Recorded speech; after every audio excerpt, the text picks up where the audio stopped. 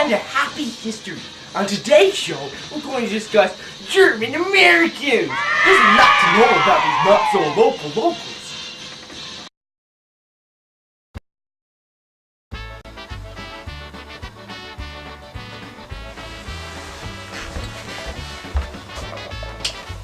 First, let's learn about the German man behind the American mask. How much do you know about German culture?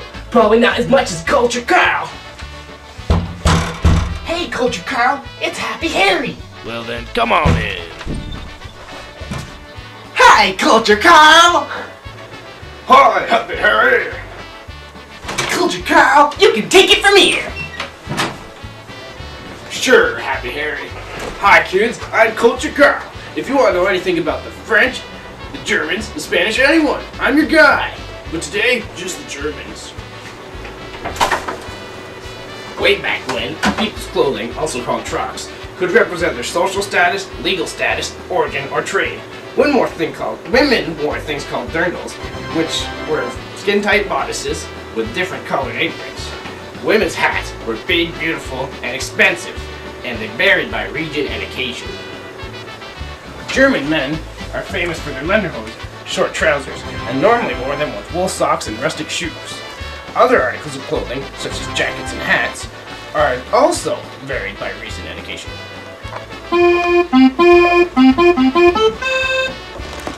Germans are known for classical musicians such as Bach and Beethoven, but they're also known for things like polka.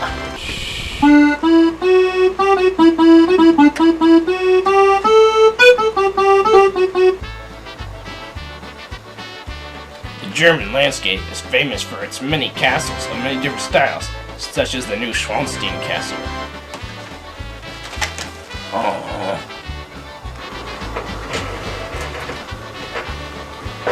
The Germans enjoy many festivities, such as Carnival, which is a German Mardi Gras, also called Die Nacht, Fifth and Foolish Season. Berlin itself has a film festival, the Love Parade, and the Berlin Marathon of 42 kilometers. Oktoberfest is the largest festival worldwide, and aside from beer tents, can have from roller coasters to live brass bands.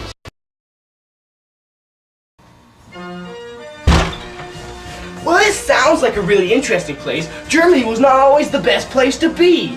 Therefore, some Germans wanted to leave Germany. As a result, they immigrated to America. And when they all came to the same nation, they had different reasons for coming. As early as 1683, a man named Francis Daniel Pastorius was forced to leave due to his religious beliefs, and with a group of men, he set up the first German town, known as Germantown, and was the first town in Philadelphia to ever hold a fair. In the 18th century, the British government encouraged German Protestants to settle in America. The British government spent around 200,000 American dollars on transporting nearly 13,500 Germans. In 1848, the failed German Revolution sent over 1 million Germans to America. People of all different classes. Some of these left because they lost confidence in their government. Others feared political turmoil in Germany. Germans leaving Germany due to the anti-socialist law passed there formed the first socialist party ever in the U.S., starting 8 German printed socialist newspapers in America. Jewish prosecution by Nazis in the 1930s sent over many, like Albert Einstein, Garen Horney, and Kurt Wiener. Between 1820 and 1978, more than 6,978,000 people had emigrated to the U.S., totaling to 14.3% of the entire population. Most Germans gave up their cultural heritage upon moving to America, taking upon them the culture of their time. However, Milwaukee, Cincinnati, and St. Louis stayed true to their cultural heritage. A reporter once said, "Germany seems to have lost all of her foreign possessions, excluding Milwaukee, Cincinnati, and St. Louis." Some were quite angry with the quick loss of this culture. In 1901, the National German-American Alliance was formed for the preservation of German language and literature, and eventually to fight prohibition. In 1914, it had over 2 million members. In New York City alone, there were 20 churches, 50 schools, 10 bookstores, and 2 German-language newspapers founded by the 10,000 Germans residing there. The 130,000 Germans in Chicago brought with them bands, orchestra, and theater.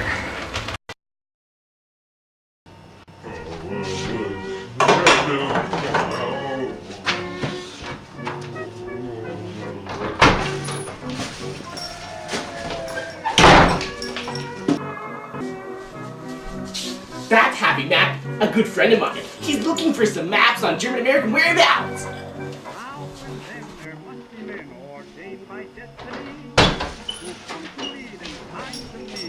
Oh goodness, I'm Happy Mappy. Right here I have some maps about these German American locations. Here we go.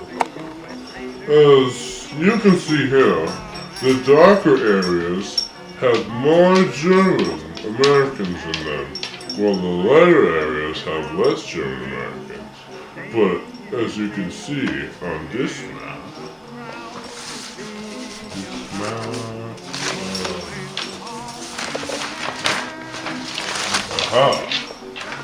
on this map, it seems that the darker areas have changed. That's because in these states, the German Americans make up a higher percentage of the total state population here, rather than they would here. So, as you can see, while there are more German Americans in some of these areas, on this map, the German Americans make up different percents of the population because the populations are different. So, I guess. The Germans founded cities all over the eastern side of the United States. Some of these include Herkimer, Germana, Fredericksburg, Milwaukee, Cincinnati, and St. Louis. So, as you can see, the German Americans were mixed in with the very well.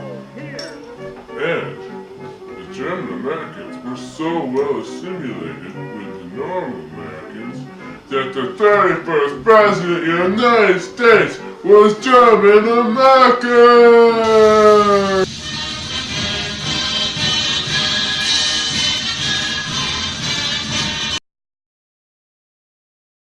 And now, a word from our sponsors. Are you a German American looking for a job? We have plenty of job offerings for people like yourself here at America. You can choose from many of these job offerings, such as poet, politician, journalist, soldier, banking, journalist, politician, banking, soldier, politician, banking, artist, soldier, politician, real estate, banking, trading post, banking, timber, banking, brewing, department stores, optical product, publishing, and optical products. And all you have to do is immigrate to this nation. Call us now at 1-800-AMERICA. And now, back to the show.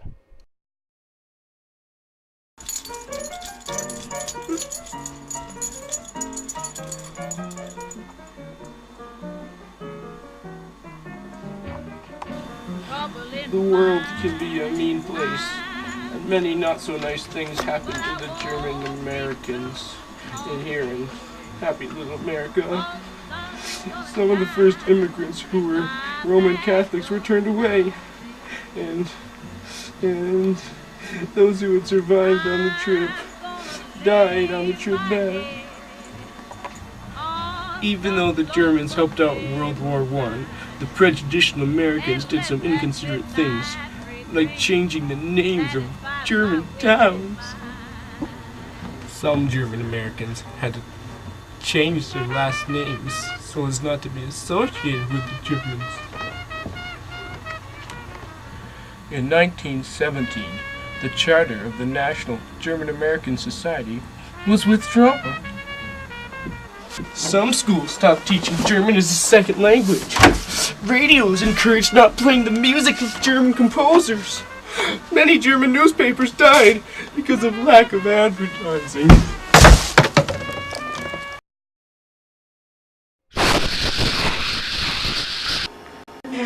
on the History Channel. A brief history of Henry L. Meckin. So it's Meckin you want, eh?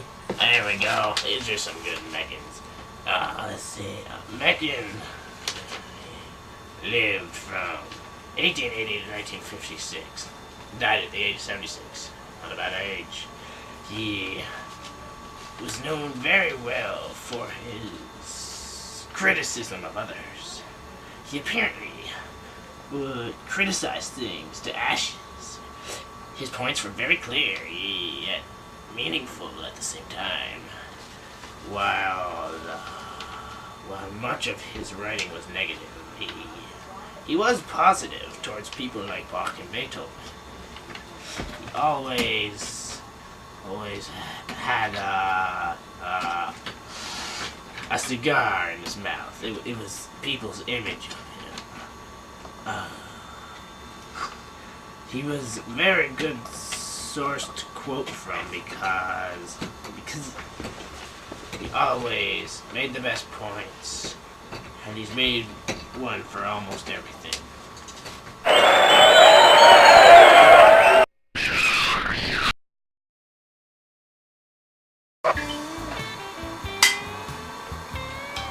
Another day comes journeying with the sun. The east is ghastly, with the dawn is clean. The dark has flown, the night is dark. The city's pavements, with the many teens. Another day of toil, grief, and pain. Life surely seems not sweet to such as these. Yet they live on toiling, so they may as but gain the right to life, to all life's miseries. Aurora by Henry L. Meckin.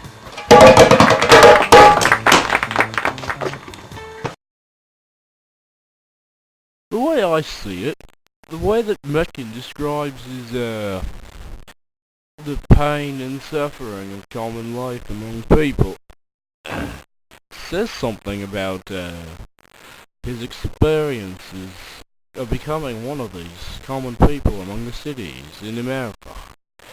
He's discovering that he's continuing to turmoil because he hopes just to understand life and everything about it. You see, because, Meckin isn't the kind of guy to talk about himself. He's more of a kind of guy to talk about others. And he seems to talk about himself through the talking about of others. And with that you can understand why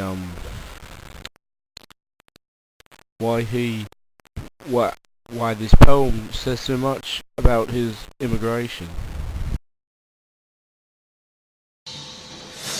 Didn't we have a great time, kids? Terrific! Now you can go tell your moms, dads, friends, and relatives the exciting facts of German Americans. And above all else, stay happy!